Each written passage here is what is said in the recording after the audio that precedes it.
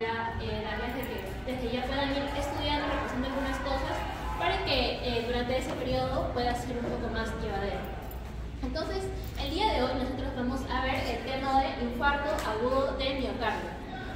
Y para ello, digamos, la estructura que nosotros seguimos es presentar un caso clínico introductorio para que puedan tener una cierta idea de cómo es el tema en general y, bueno, cómo es que viene un paciente, ¿no? Que presenta esa enfermedad. Vamos a iniciar con el caso clínico, después algunas generalidades de ciencias básicas, que básicamente nos ocupamos de lo que es anatomía, histología, por ahí fisiología, si es que requiera, la definición de la enfermedad como tal, una revisión breve sobre la epidemiología, factores de riesgo, etiología, la fisiopatología, clasificación y, bueno, finalmente las manifestaciones clínicas. Entonces, empezamos con este caso clínico. Lo voy a leer brevemente y esto ya lo vamos a desarrollar al final, una vez que ya hemos abarcado todos los tópicos de la exposición. Entonces, ese relato dice lo siguiente. Gabriel tiene 63 años, es diabético desde hace 15 años y la esposa lo lleva al servicio de emergencia porque hace 30 minutos presentó sensación de falta de aire y dolor abdominal. Niega dolor de pecho, no náuseas y vómitos. Al examen físico, el paciente estaba despierto, orientado. No presenta edema. ¿Algunos saben qué es edema o hay algún término por ahí que no lo reconoce aún? ¿O está claro? Edema es, digamos, la presencia de líquido, ¿no? En alguna zona que, digamos, no es habitual encontrar, por ejemplo, a nivel de las piernas o incluso puede ser generalizado y encontrarse en todo el cuerpo, incluso en el abdomen. Generalmente se da por un trasudado, es decir, puede haber una disminución de lo que es la presión oncótica, que está constituida principalmente por la albúmina, y un aumento de la presión hidrostática, que es la presencia de este líquido. Entonces hay una extravasación, por eso el líquido se va a otras partes de nuestro cuerpo.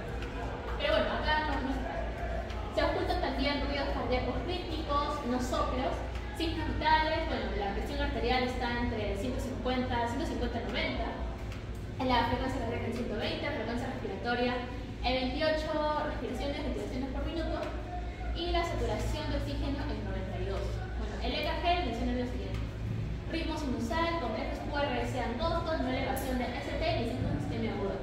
Y las treponinas, que son, digamos, unas proteínas cardíacas que indican, mejor lo menciono más adelante, están inicialmente en 0.22 y en un control posterior, a 4 horas después, en 0.69. Teniendo en cuenta que el valor normal es menor a 0.01. Y bueno, se prepara para el senderismo. Ya las preguntas las mencionamos en final. Pero aparte de lo que se menciona aquí, quizás ustedes se pueden hacer preguntando, ¿no? Uno, el paciente se encuentra estable. Fíjense en su signo natural. ¿Se encontrará estable el paciente? No, ¿verdad? ¿Recuerdan los parámetros de cada uno cuando yo digo que está en una presión normal, en un rango normal de frecuencia cardíaca, de ventilaciones por minuto o saturación? A ver, tú, ¿recuerdas los parámetros? ¿Cuál es tu nombre de tu? ¿Recuerdas los parámetros?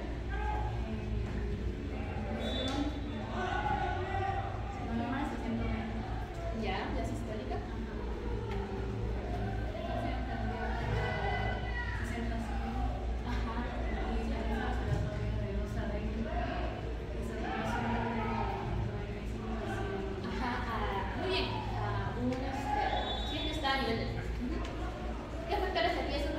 Presenta el paciente, lo cual me va a llevar a que, bueno, pueda desarrollar algún tipo de enfermedad relacionada, ¿no?, a la parte cardiovascular. También, por ejemplo, se puede preguntar qué es la aterosclerosis o incluso cuál sería el diagnóstico en sí de esa persona. O si no, mejor me cambio de persona. Pero bueno, lo último no es una opción, ¿verdad? Vamos a descubrir aquí por qué. Entonces, vamos a revisar un poco la anatomía. Para ello tenemos la irrigación arterial cardíaca, la cual, en lo que respecta al corazón, está dado por las arterias coronarias. Estas arterias coronarias van a estar encargadas de llevar el oxígeno, ¿no?, que va a necesitar, pues, el músculo cardíaco. Entonces, partiendo de la de la raíz de la hoja, tenemos a dos arterias principales, la arteria coronaria derecha y la arteria coronaria izquierda. Por esta última hay dos ramas, la arteria circunfleja izquierda, que irriga principalmente lo que es la aurícula izquierda de esa zona. Hola, ¿qué tal? Y bueno, la parte posterior y también la arteria descendente anterior izquierda, la cual es muy importante porque suele ser la que se ocluye con mayor frecuencia. Esta arteria va a irrigar la parte anterior del corazón, ¿no? Entonces, como es la que se ocluye con mayor frecuencia, también de hecho se van a reportar más muertes si es que hay una oclusión completa por esa arteria. Por eso también tiene el nombre de la arteria viuda negra. Y bueno, la arteria por otra parte, en lo que respecta a ramas de la arteria coronaria derecha, tenemos a dos arterias particulares, que son las del nodo sinoauricular y las del nodo auriculoventricular. Y sus nombres, de hecho, le estarán dando pistas qué porción irriga, ¿no? Que son los nodos que se encuentran en el corazón, que van a conformar o van a ser los encargados de tanto la generación como la transmisión de lo que es el impulso cardíaco. Entonces, si es que hay una obstrucción de la irrigación de alguna de esas arterias, obviamente se va a ver comprometida la función del nodo, lo cual me puede llevar a que la persona presente arritmias, presente bloqueos o también bradicardia. Y por otra parte, tenemos la arteria marginal derecha, que va a irrigar lo que es la parte lateral del corazón, ¿no? De repente por su nombre se puede conectar la parte marginal e incluso puede llegar a irrigar parte del ápice. Y por otra parte tenemos la arteria descendente posterior, que va a irrigar la parte posterior del corazón, así como los el tercio posterior de lo que es el tabique interventricular. Y ahora, una vez que ya hemos revisado lo que es la irrigación, vamos a hacerle un corte al corazón para poder apreciar de una mejor manera lo que es la pared cardíaca. Entonces, acá tenemos, por ejemplo, lo que va a conformar mi pared cardíaca, que va a estar compuesto por lo que son las capas del corazón, por ejemplo, el endocardio, el miocardio, y entre estos dos va a estar el subendocardio. Y hacia una parte más periférica tenemos al pericardio, que digamos es esta estructura que le va a dar una cierta protección, ¿no? Entonces, el pericardio se va a dividir en dos partes. El pericardio fibroso, que es el de este color de acá, y el pericardio seroso. El pericardio seroso, a su vez, se va a dividir en dos partes. El seroso parietal y el seroso visceral. Seroso parietal, que es un celeste más claro, y el seroso visceral, que es el de acá. Y entre estos dos se darán cuenta de que hay un espacio. Este de acá es el espacio pericardio, que bueno, se caracteriza por presentar líquido, ¿no? Que cuando hay un exceso, estaríamos probablemente frente a un caso de un derrame pericárdico que se da ante ciertas infecciones, por ejemplo, tuberculosis o incluso algunas enfermedades inflamatorias o traumas. Y ahora ustedes se preguntarán, pero ¿cómo es que va la irrigación, ¿no? ¿En qué parte se ubican lo que son las arterias coronarias? Las arterias coronarias van a estar ubicadas a nivel del pericardio seroso visceral, que también va a ser conocido como epicardio. Entonces, ¿cómo es que van a llegar las arterias coronarias a irrigar hacia una parte más interna del corazón? Gracias a estos elementos de acá, que son los plexos miocárdicos. Y nosotros tenemos dos plexos, los cuales son los más principales comunes, digamos, ¿no? Que es el subendocárdico, hacia una parte más interna, y el subepicárdico. Entonces, ¿qué sucedería si este subfluye, digamos, una de las arterias coronarias a ese nivel? ¿Cuál se vería afectado si es que hay una oclusión parcial? ¿Qué se vería primero afectado? ¿El subendocárdico o el subepicárdico? ¿Cuál es tu nombre, disculpa? Flor. ¿Cuál crees que se vería afectado primero? ¿El subendocárdico o el subepicárdico? Si es que hay una oclusión parcial.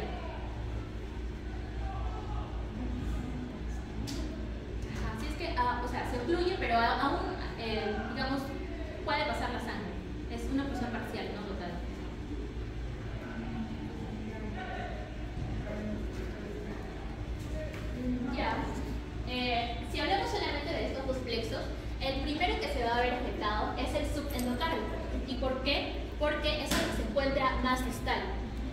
Entonces, digamos, al haber una oclusión parcial, obviamente la sangre puede pasar, pero se le va a hacer más complicado llegar hacia una parte más distal, más profunda, que es donde está ubicado el subendocardio. Y aún la irrigación pues estaría dada a nivel subendocardio. Pero ¿qué pasaría si es que la oclusión ya no es, digamos, parcial, sino es completa? Toda esta arteria se obstruye. Entonces ya no va a pasar sangre a nivel subendocárdico ni subepicárdico. Se va a haber afectado todo esto. Y ahora veamos brevemente lo que son las capas de la pared arterial, desde una zona interna hacia una zona externa. Digamos, acá está con una estrellita porque la túnica íntima está conformada por el endotelio, el cual va a tener ciertas funciones, ¿no?, que son bastante importantes, y también el tejido fibroso conectivo, que puede servir de soporte o estructura. El endotelio simplemente no es una estructura que reviste a las arterias en sí, o sea, no es solamente una pared que está ahí construyendo, digamos, a la arteria, ya, no. El endotelio va a ser una estructura que va a secretar sustancias que van a tener un rol vasoactivo. ¿Qué quiere decir esto? Que puede inducir una vasodilatación o una vasoconstricción. Por ejemplo, el óxido nítrico y las prostaciclinas pueden generar una vasodilatación y la endotelina una vasoconstricción. Entonces, ante determinadas circunstancias, se puede segregar uno más que otro y se estaría conjugando, bueno, se estaría dando paso a ese rol vasoactivo. Asimismo, también está estrechamente relacionado con la coagulación. ¿Por qué? Porque cuando no hay una injuria a nivel arterial, no es normal de que hayan trombos, de que hayan coágulos. O sea, lo normal es encontrar cierta fluidez en la sangre. Sin embargo, ante una injuria, pues el endotelio va a secretar sustancias que van a inducir a la coagulación. Y también va a participar ante reacciones inflamatorias, ¿no?, cumpliendo un rol, bueno, parecido a lo que es la coagulación. Hacia el número 2 está determinado por la túnica media, que es, digamos, la parte más gruesa de toda esta pared arterial. Y vamos a ver el porqué de esto. Está conformado por el músculo liso. Entonces, el músculo liso tiene esta función, ¿no?, de poder comprimirse o, digamos, dilatarse. Es decir, se secretan las sustancias vasoactivas, pero en sí, quien es la parte ejecutora es la túnica media, gracias al músculo liso. Y ya hacia la periferia tenemos a la túnica adventicia, conformada por el tejido conectivo, la cual se va a encargar de simplemente poder darle una mayor fortaleza o sostén a lo que es la pared arterial. Ahora, ya habiendo dado esta breve introducción para tener una mejor idea de lo que es el tema, vamos a pasar netamente ya con lo que es el infarto agudo del miocardio, el cual se define como la manifestación más grave de una enfermedad de las arterias coronarias por una lesión isquémica de forma aguda del miocardio. Es decir, nosotros van a haber muchas cardiopatías isquémicas, pero algunas se pueden dar de forma crónica, que pueden ser más estables, y otras de forma aguda. Cuando nosotros hablamos de infarto, tiene que hacerse la idea de que hay necrosis a este nivel. Es decir, no solamente se va a restringir a una isquemia, sino que la isquemia puede llevar a una necrosis. Y aquí es donde ya se habla de infarto. Y generalmente, ¿por qué se da? Porque hay un desbalance entre lo que es la oferta y la demanda. Es decir, hay poca oferta, poca llegada de oxígeno hacia dichas estructuras, o hay una mayor demanda, es decir, la persona va a necesitar mucho más oxígeno de lo habitual. Entonces, por eso es común de que el gatillante, en algunos casos, sea, por ejemplo, el ejercicio físico intenso, extenuante, o algunas situaciones de estrés. Y también ante la presencia, por ejemplo, de estas placas de grasita, que, bueno, la ateroma, ¿no?, que sería la aterosclerosis, y que se pueden desprender, formar un trombo y, digamos, van a obstruir todo el lumen arterial, impidiendo el paso de lo que es el flujo sanguíneo y, por ende, provocando isquemia y posterior una necrosis. ¿Y por qué es importante saber sobre el infarto agudo del miocardio? Porque las enfermedades cardiovasculares en general son la primera causa de muerte en el mundo. y va a afectar aproximadamente a más de 7 millones de personas cada año. Y de hecho, nuestro país no está exento de eso, ya que se reportan aproximadamente 4.000 muertes por año. Entonces, nosotros en nuestra carrera probablemente vamos a ver a alguna persona que en emergencias puede llegar por un infarto agudo del miocardio o puede presentar complicaciones posteriores a esto. ¿Y ustedes creen que nuestro hospital, nuestro sistema de salud esté preparado para afrontar un infarto, o bueno, para poder atender adecuadamente a una persona que padece de infarto agudo del miocardio? Pues no. Entonces, a veces la demora en la atención o en la misma llegada hacia un centro de salud o la falta de, digamos, infraestructura para poder realizar la intervención, pues puede llevar a que las personas, digamos, finalmente fallecen. Y en cuanto a los factores de riesgo, los podemos agrupar en dos tipos, como también merece los que son los no modificables y los modificables. En cuanto a los no modificables, principalmente son los factores que ya están con nosotros de por sí, sin que nosotros hiciéramos nada, ¿no? El sexo. ¿Por qué? Porque en las mujeres el estrógeno va a tener un rol cardioprotector. En la menopausia, cuando ya, digamos, los niveles de estrógeno, de progesterona empiezan a disminuir en las mujeres, se reporta un aumento de lo que es el LDL, ¿no? Que es esta porción, digamos, que va a trasladar el colesterol malo hacia el tejido periférico, a diferencia del HDL, que transporta el colesterol hacia el hígado para que pueda ser metabolizado y posteriormente excretado. Entonces, este depósito de lo que es el LDL va a inducir a una dislipidemia, que obviamente es un factor de riesgo para la formación de estas placas de ateroma. Asimismo, la herencia también representa un factor de riesgo, porque es más probable que en familiares que son sobre todo de primer grado, cuando digo primer grado me refiero a los padres o los hijos, si es que alguno de ellos ha tenido un infarto, pues probablemente yo también pueda tener parte de esa carga genética. Puedo yo también tener o sufrir en algún futuro infarto agudo de miocardio si es que no me cuido. Y también porque hay ciertas enfermedades que predisponen, digamos, una mayor presencia de LDL, ¿no? Como lo que es la hipercolesterolemia familiar.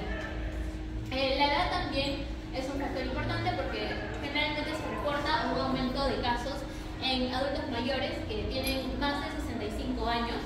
Sin embargo, eso no quiere decir que nosotros, los jóvenes, estemos exentos de presentar estas placas de ateroma, porque no es que sea un proceso o su formación sea de forma aguda, sino que se da de forma crónica a lo largo del tiempo, a lo largo del paso de los años.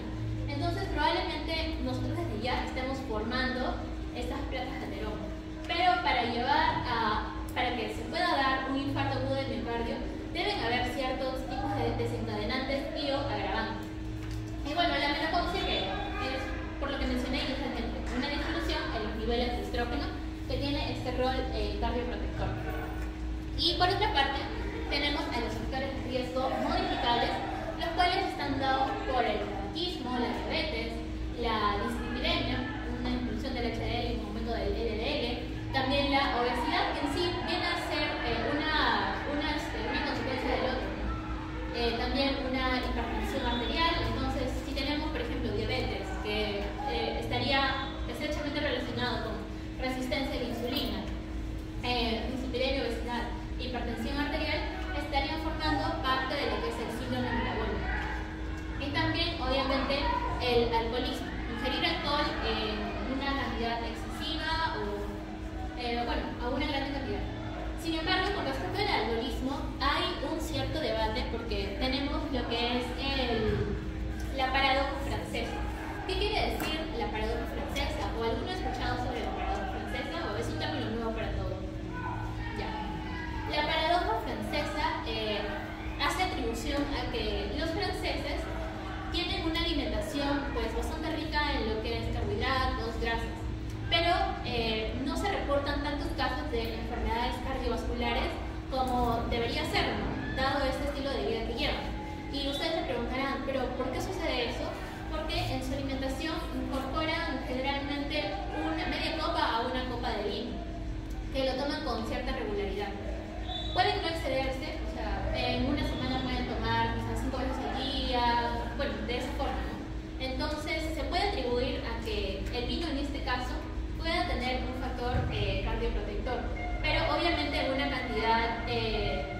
hasta moderada, o sea, leve a moderada, no más de eso. Y si pasamos a la etiología, si es que ya se pueden dar una idea, el principal factor, digamos, causal es la aterosclerosis, la cual, si vemos en esa fotografía en dos etapas, pues vemos la obstrucción, el depósito de grasa en lo que es las paredes de la arteria y cómo va a obstruir o impedir el flujo sanguíneo. Entonces, la aterosclerosis va a afectar principalmente a lo que son las arterias elásticas y a las arterias musculares. Las arterias elásticas, que generalmente son en arterias de gran calibre, por ejemplo la aorta, y las arterias musculares, cuáles son las arterias coronarias. Entonces, ¿qué sucedería si es que esta placa de ateroma, digamos, es inestable y se pueda romper? Va a formarse un trombo. Este trombo puede ocluir todo este lumen, que obviamente está disminuido en diámetro, y va a impedir el flujo sanguíneo, ¿no? Entonces, formación de trombo por la agregación plaquetaria. También tenemos al embolismo en sí, pero por otras razones, porque ¿qué puede predisponer a que también se formen coágulos? Porque hay personas que, por ejemplo, puedan presentar algunos tumores a nivel de la aurícula, que se conocen como los mixomas. Entonces, cada vez como el corazón obviamente tiene ese rol de contraerse, cada vez que hace ese movimiento pueda desprenderse alguno, se puedan secretar factores de coagulación, obviamente van a formar todo ese cuadro, ese trombo, y van a obstruir el paso en sí. También la presencia de válvulas cardíacas protésicas, algunas infecciones como la endocarditis o también la fibrilación auricular. Y por otra parte tenemos al vasoespasmo. El vasoespasmo que, bueno, en sí las otras causas que voy a ir mencionando no son tan comunes como la aterosclerosis, pero esto se da por una sobreestimulación autonómica. ¿A qué me refiero con eso? ¿O en qué personas se reportan más casos de vasoespasmo? En aquellas que consumen drogas, ¿no? Un joven, por ejemplo, de 20 30 años, va a una fiesta, consume alguna de estas sustancias y obviamente puede provocar, va a tener un efecto, digamos, un aumento en lo que es el cronotropismo, el inotropismo, y puede aumentar lo que es la frecuencia cardíaca.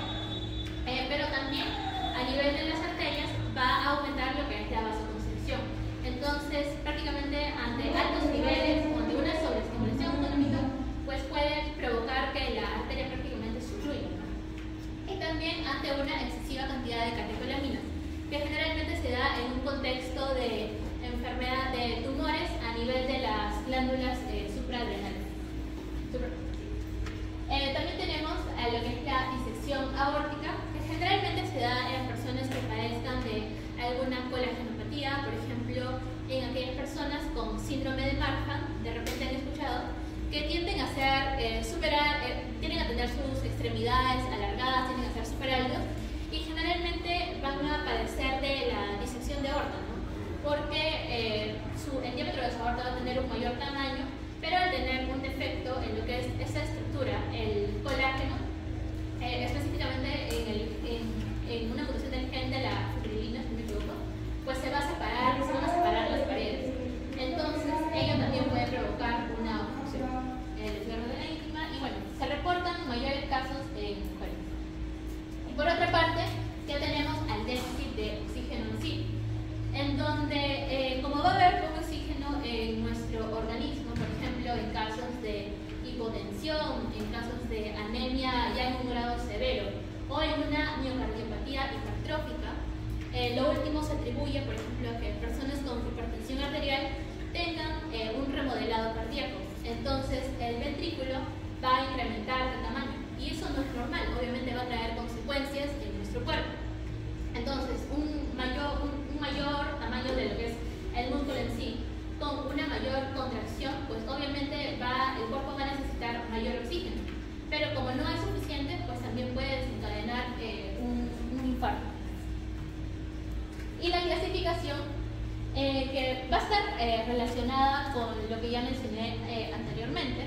El tipo 1 generalmente se da ante una rotura de placa aterosclerótica, que obviamente va a traducir en cambios isquémicos o bueno, necrosis. El tipo 2, que es un desbalance en lo que es el suministro y demanda de oxígeno, que bueno, ya lo hemos revisado en lo que es la etiología. El tipo 3, que se da bueno, que nosotros lo vamos a encontrar en aquellas personas que han presentado la clínica característica de lo que es el infarto agudo del miocardio, pero que digamos, el resultado del examen auxiliar no ha salido a tiempo o simplemente ya llegó al hospital y falleció, no se le pudo hacer un EKG ni nada por el estilo. Y recién en la biopsia, bueno, en la autopsia se le realiza, se realizan lo que son sus arterias y ahí se encuentra la presencia de la ruptura de alguna placa o etc. Es decir, en personas que han fallecido, ¿no?, con síntomas compatibles por el miocardio. En el tipo 4, que generalmente está relacionado tanto el tipo 4 como el tipo 5 está relacionado a una intervención, por ejemplo, el tipo 4, una intervención de la arteria percutánea, es decir, se va a tratar de colocar este stent, que es como una mallita, para tratar de aumentar el lumen de la arteria, ¿no?, que se ha visto ocluida por esta placa aterógena. Entonces, esta intervención en sí puede ser un factor de riesgo, es decir, si es que se va a subdividir en dos tipos. Si es que posterior a un tiempo menor a 48 horas de la intervención se reporta un nivel de troponina mayor a 5 veces de lo habitual, probablemente estaría frente a un caso de infarto de miocardio. O si es que el stent mismo se ha trombosado.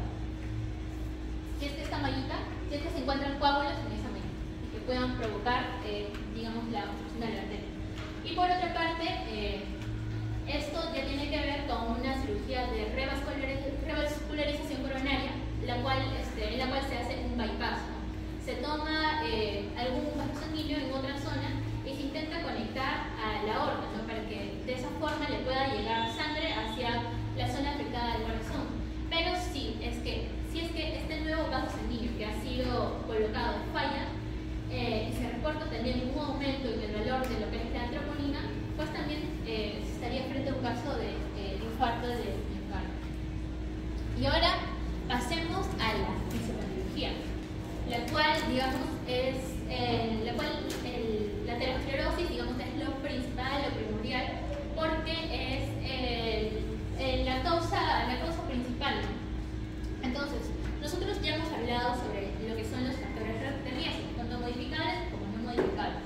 Esto que me va a producir una disfunción a nivel endotelial. O sea, digamos, la estructura del endotelio se va a ver perjudicada. Entonces, obviamente no va a poder cumplir adecuadamente los roles que se describieron inicialmente, ¿no?, de la secreción de de sustancias vasoactivas, de evitar lo que es la agregación ferritaria, etc.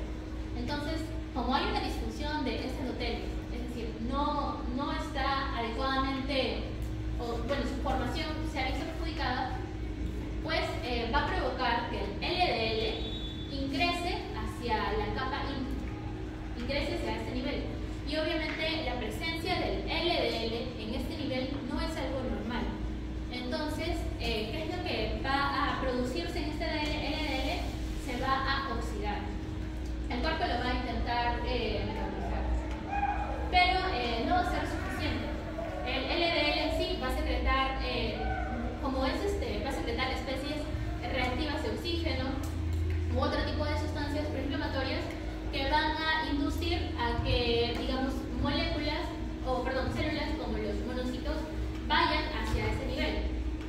Entonces, los monocitos, ¿qué van a intentar hacer? Van a intentar fagocitar a este LDL, porque su presencia obviamente no es normal. Entonces, el monocito madura y se va a intentar fagocitar y van a ser macrófagos que van a intentar, digamos, reducir o eliminar este LDL. Pero como el LDL en sí es tóxico, obviamente al propio macrófago, obviamente lo va a matar, digamos, de esa forma, lo va a provocarle una disfunción mitocondrial. Y ahí es que se va a formar las que van a conformar la primera estructura visible de la aterosclerosis, que es la estría grasa. Ahora, la disfunción endotelial, como vemos que se han alterado las funciones en sí del endotelio, ¿no? ¿Qué va a provocar esto? Que haya una mayor agregación plaquetaria y también la secreción de este elemento de acá, que bueno, por sus iniciales el PDGF, que se conoce como factor de crecimiento derivado de plaquetas, que van a inducir a que digamos, una mayor cantidad de esos elementos pues se adhieran a las paredes. Y a su vez también va a haber una migración de las células del músculo liso, lo cual es normal que en la capa íntima estén presentes estas células del músculo liso. ¿Es normal que a ese nivel estén? No. ¿Dónde estaban las células del músculo liso? ¿En qué capa del arterio? En la túnica media. Ajá. Entonces, desde la túnica media va a migrar hacia la capa íntima. Y esos músculos lisos va a producir, digamos, colágeno que va a conformar la placa fibrosa de lo que es de toda esta estría grasa. Y también van a ir linfocitos T que van a intentar, digamos, hacerle frente a toda esa producción, a todo lo que se está formando a ese nivel. Entonces, ya tenemos nuestra estría grasa.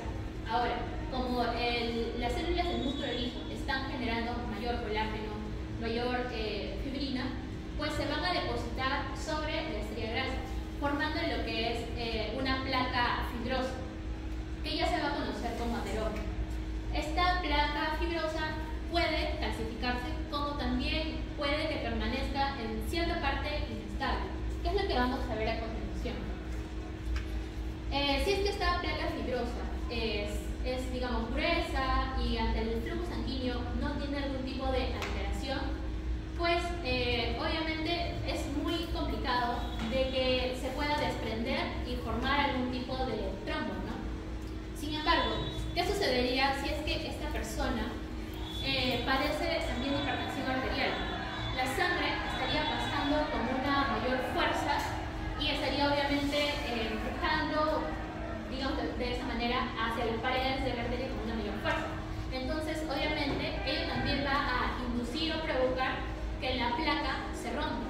Y en sí, dentro del contenido de lo que es de lo que es la placa de ateroma, se van a producir enzimas que puedan provocar su degradación, lo cual es ahí que deriva el nombre, ¿no? De placa estable y de placa inestable.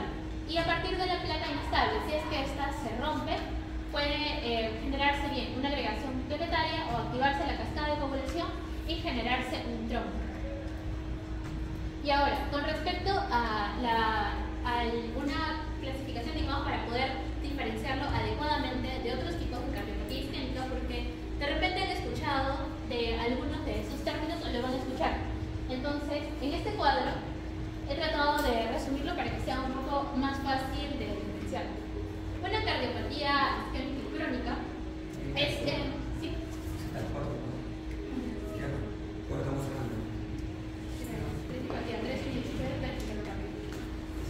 En una cardiopatía isquémica crónica, la persona ya tiene, digamos, ya hay una obstrucción en lo que es la pared de sus arterias, pero llega o es mayor al 70%.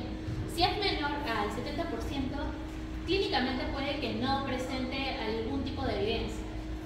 Pero la diferencia es de que va a presentar obviamente dolor, pero este se va a desencadenar con el ejercicio o con cierto tipo de situaciones estresantes. Entonces, tenemos en cuenta estos tres puntos: lesión fija, obstrucción de más del 70% y desencadenada por ejercicio, pero tiende a ceder cuando ya está en el reposo. Entonces, si tengo esas características, estoy frente a una angina estable. Ahora, esta ya es la forma, digamos, crónica. De forma aguda, tengo también otro tipo, que es el síndrome isquémico coronario agudo y, bueno, la angina inestable. En la angina inestable también hay una obstrucción de la placa, mayor al 70%, pero no llega a ser total, o sea, menor al 100%. A diferencia de la angina estable, la angina inestable se va a desencadenar al reposo, pero la duración tiende a ceder, o sea, va a ser menos de 20 minutos.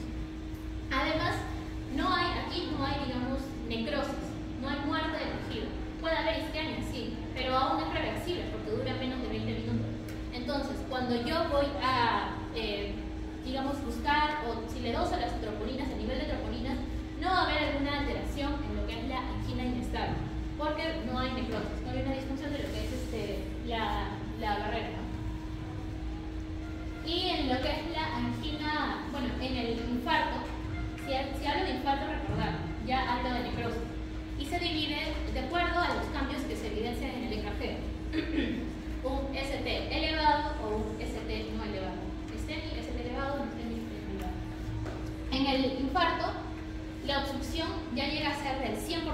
Si tengo una obstrucción del 100% es ST elevado. Si la obstrucción puede ser del 95%, 96%, 97%, pero hay necrosis, hablo de un infarto ST no elevado. Y como acá lo indica, es una muerte súbita de lo que son los miocardiocitos, ¿no? Los encargados de la contracción cardíaca en sí. Entonces, recordar que acá la isquemia, el cambio puede ser tanto a nivel transmural, si es total, o subendocárdico, si es que la obstrucción es parcial. Y acá finalmente tenemos algunas consecuencias metabólicas de la isquemia que pueden explicar parte de la clínica. Entonces, hay una menor llegada de oxígeno hacia el miocardio. Entonces, mi célula, las células no pueden llevar a cabo una ruta aeróbica, ¿no? Usar este oxígeno para poder producir el ATP, su energía. Si no, van a tener que seguir una ruta anaeróbica. Entonces, ¿de qué elementos va a tratar de conseguir energía? A través del lactato. Pero una mayor presencia de lactato o ácido láctico pueden llevar a una acidosis. También, como está intentando producir energía a través de otro tipo de elementos, como el fosfato de creatina, por más de que realice ese intento, no va a ser suficiente. Entonces va también a decrecer el depósito de ATP. Y todo esto me va a llevar a una alteración a nivel de la membrana celular. Se va a alterar, por ejemplo, el transporte de calcio, que es necesario para lo que es la contracción, como también el escape de proteínas, entre ellas la troponina, que es la que se dosa. Estos cambios a nivel de la membrana pueden ser reversibles o también permanentes. Si es reversible, generalmente se habla de un tiempo menor a los 20 minutos. O sea, acá, digamos, el miocardio en sí no sufre un daño como en el caso de un infarto, que es ya se estaría hablando de una necrosis cardíaca. Entonces, en las personas que presentan infarto, llega al centro de salud o al hospital o al centro en donde esté el doctor, le toman el EKG. A partir de que yo detecto un infarto, pues tengo 2 horas para poder llevarlo a que le realicen algún tipo de intervención para que pueda llegar el flujo cardíaco. Si es que estoy en un lugar alejado y veo que me voy a demorar más de 2 horas, le doy fibrinolíticos, pero aún durante esas 24 horas debo sí o sí a que le realicen la intervención para poder evitar que se extienda esta necrosis. Acá lo importante es actuar rápidamente, porque el tiempo va a evitar que haya la necrosis en sí. Y por otra parte también se da la liberación de mediadores inflamatorios como adenosina, bradykinin, que van a actuar sobre los nervios aferentes, principalmente a nivel vagal y simpático, y pueden generar esos síntomas, ¿no? De dolor, de aporesis y demás. El dolor suele ser tipo opresivo. Y acá generalmente tenemos un esquema que va a resumir estas diferencias entre infarto y los otros tipos de angina. Como tenemos 8 minutos, le voy a tener que pasar. Pero básicamente está lo que expliqué con respecto a las troponinas, que solamente se van a encontrar elevadas en infarto agudo de miocardio porque me traducen, recuerden, necrosis, y los cambios en el EKG. Cuando es crónico no hay cambio. Cuando es, digamos, agudo, sí puede haber cambio. Y la presentación típica, la angina de pecho, pero todo dolor se debe caracterizar. Y hay una mnemotecnia que es de utilidad para caracterizar el dolor. ¿Alguno recuerda la mnemotecnia o ha escuchado hablar de esta mnemotecnia? Alicia, exacto. Entonces, Alicia, que es por las iniciales de todas las características, que es aparición, localización, irradiación, característica, intensidad, atenuante, subagravante.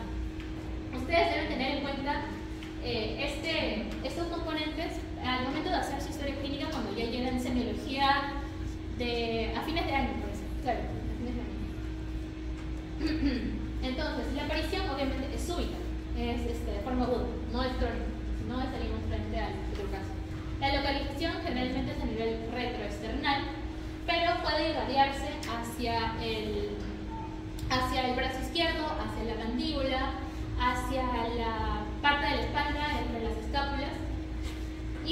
también hacia el epigastrio, ¿no? Por eso algunas personas pueden referir dolor también a este nivel. Características que es opresivo, la intensidad que es 9 de 10, la persona siente que se va a morir, y el agravante en este caso sería el estrés y el esfuerzo físico. En cuanto a los síntomas autonómicos, podemos encontrar palpitaciones, diaforesis, náuseas y vómitos, sensación de muerte inminente, y algunos casos especiales que no van a referir generalmente estas características. O sea, pueden presentar otros síntomas que también puedan indicar infarto, como por ejemplo la disnea, sensación de falta de aire, eructos o fatiga, especialmente en los adultos mayores, en las gestantes y en personas con diabetes mellitus. E incluso en los adultos mayores se hablan de estas tres D: dolor, disnea y delirio. Entonces, siempre tener en cuenta esta población y obviamente si es que nosotros vamos a atenderlo, pues tomarles el EKG y si pensamos que es un IMA, pues las troponinas. Entonces, hasta aquí hay alguna duda, sino para pasar a resolver el caso clínico, porque ya nos quedan 5 minutos. ¿Hay algo, chicos, que quieran preguntar? Ya. Entonces, habiendo explicado todo lo anterior, tenemos en cuenta lo siguiente. Gabriel, de 63 años, es diabético hace 15, la esposa lo lleva al servicio de emergencia porque hace 30 minutos presentó sensación de falta de aire, que es disnea y dolor abdominal. Niega dolor de pecho, náuseas y vómitos.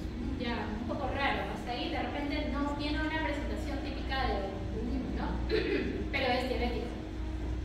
Al examen físico, el paciente estaba despierto, orientado, no alerta. Se ausculta ruidos cardíacos críticos, nosotros, signos vitales, la presión arterial está alta, su frecuencia cardíaca también, frecuencia respiratoria, su presión. En el EKG, ritmo sinusal, complejos QRS angostos, que bueno, iría de la mano con lo que es el aumento de la frecuencia cardíaca, porque generalmente el QRS angosto indica algún tipo de taquicardia.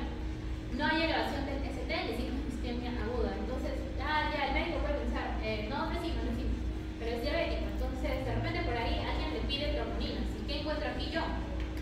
Un aumento de su valor. Inicialmente 0.22 y después 0.69. Y se le prepara para un catabolismo cardíaco. Entonces, en relación con el presente caso, marca la alternativa más adecuada. ¿Ustedes creen que la hipertensión es la causa del cuadro clínico y nos aleja de la posibilidad de un IMA? ¿Sería la causa del cuadro clínico de hipertensión? No. ¿Esto por qué no? Porque generalmente cuando yo hablo de una emergencia hipertensiva, el valor de la presión sistólica diastólica debe ser mayor a 180, 110. Y aquí ya hay una lesión de órganos, puede haber una lesión de órganos ya, por ejemplo a nivel vascular, a niveles de cerebrovascular, la persona puede presentar algún DCB, a nivel renal, corazón, ojos. Por otra parte, el caso no corresponde a IMA, pues no se presentó el dolor típico ni alteraciones en el EKG. ¿Esto ustedes creen que está bien? No, porque es un diabético. Ellos pueden tener otra presentación. Pueden presentar los síntomas típicos, pero también otra clínica. La neumonía es la patología causante, confirmada por la insuficiencia respiratoria. ¿Ustedes creen que presente una neumonía? Tendría que presentar otra clínica, ¿no? Parte de la disnea, puede ser tos, bueno, la saturación es un poco baja, pero no orienta una neumonía. El cateterismo cardíaco es innecesario y puede empeorar el estado del paciente. Veamos la siguiente clave. La elevación de enzimas cardíacas, troponinas, es un indicador que confirma la existencia de un infarto agudo del miocardio cuando se elevaban las troponinas ante una necrosis del tejido. Entonces, estas troponinas, la elevación de estas troponinas estaría indicando que hay un infarto, ¿no? Y recordar que las troponinas no se elevan inmediatamente, se van a elevar o el nivel va a ir aumentando conforme pasen las horas. Entonces, mi clave sería la E. Y el cateterismo al contrario, es necesario porque va a permitir que pueda haber un adecuado flujo del oxígeno. Y bueno, chicos, ello sería todo por la exposición de hoy. Muchas gracias.